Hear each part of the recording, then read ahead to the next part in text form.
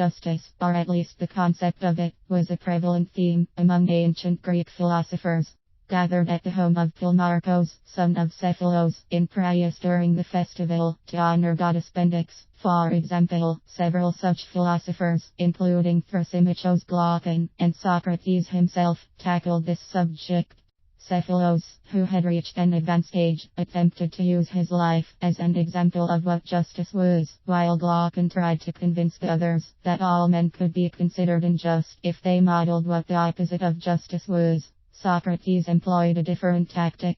Challenged to provide his own definition, he endeavored to look at it in progressively smaller terms, commencing with its existence in a city, and then its manifestation in individual man.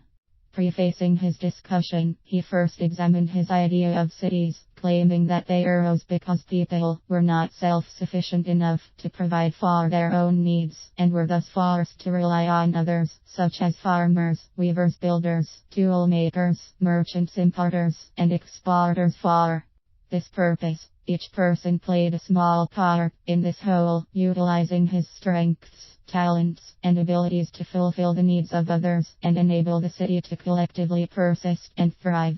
Fundamentally agreeing with his assessment, Glaucon stated that he did not believe that man could exist by only relying on the basic necessities, but instead often longed for comforts and luxuries, prompting the increase in the number and types of services a metropolis could offer.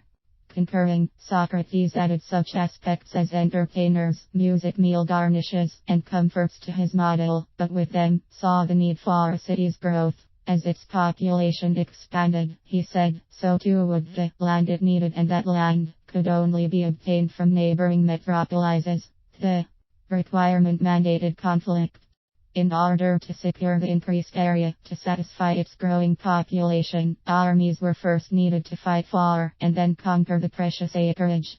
Its soldiers, he further postulated, would have to be trained professionals in subjects such as music, literature, and gymnastics, and would live and eat in common quarters. Afforded modest salaries, they would not be permitted any family relationships.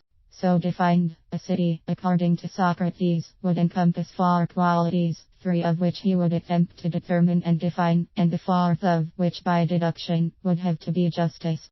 The first, which could be considered its most important one, was wisdom, embodied in a small class of the wisest, who would administer good counsel and guardianship.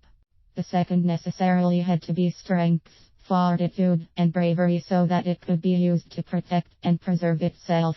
The previously mentioned soldiers, he further stated, could therefore only be model citizens, who possessed virtually perfect memorization of the prescribed laws, attained by means of rigorous training in music and gymnastics, and who could serve as supreme protectors of the city they represented.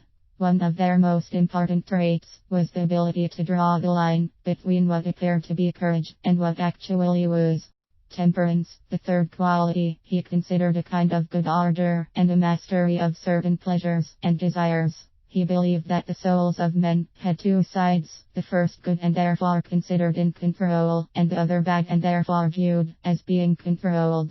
Equating this assessment with the city as a whole, he believed that it consisted of a small, ruling class, which was guided by simple, moderate desires, employed common sense, was of the correct opinion, and was consequently in control, and a larger, common class, which had strong desires, lacked intelligence, and was being controlled. He considered this a temperance, or harmony. It is stretched right through the whole city, he said, bringing all the strings into concord. Having determined a city's three virtues, he believed that the remaining, or fourth, one was justice itself, whose meaning he then realized was always known. It was simplicity in itself, and in-depth analysis often crowded and clouded its definition. Like the city itself, it was harmony, and was expressed by the peaceful coexistence of its citizens, each one playing his own part, employing his specialized ability or talent, performing his job, and aiding others with the goods and services they needed to live, but not meddling with or interfering with them. Meddling and interchange between the three classes, he stated, would be the greatest damage to the city and therefore could be considered the greatest injustice. Thus, having reached the first plateau in his argument, Socrates next endeavored to prove that man, like the city in which he dwelled, was equally just by examining his individual qualities and then comparing them with those of the city itself.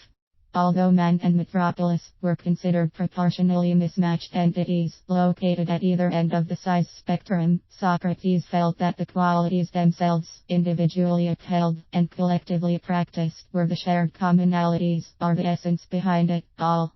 Housed by the body, the soul, he explained, experienced desires that could be considered irrepressible, including those for food, drink, and sex. Attaining levels of extremes, they literally could cause a man to harm himself if they were not tamed, and this taming he compared to the concept of temperance of the city as a whole. Any large, common class of people, because of their lack of intelligence, needed to be suppressed, and the only effective means of doing so was to employ the soul's reason, as existed in the smaller, but wiser class, to guide them, influencing them to avoid excess and engage in moderation. His example, he conceded, was once again just another illustration of ruling, or being ruled. Other than wisdom and temperance, yet a third quality, he believed guided men and their desires: spirit. The high-spirited part of the soul, he claimed, naturally assisted a person's reasoning process, provided it had been subjected to optimum and strict training, as the military had been. With all three virtues of the soul having been revealed and discussed, and all having paralleled those found in a city, Socrates once again concluded that the fourth, or final one, was justice. He had thus attained his objective, proving that there was true justice in man.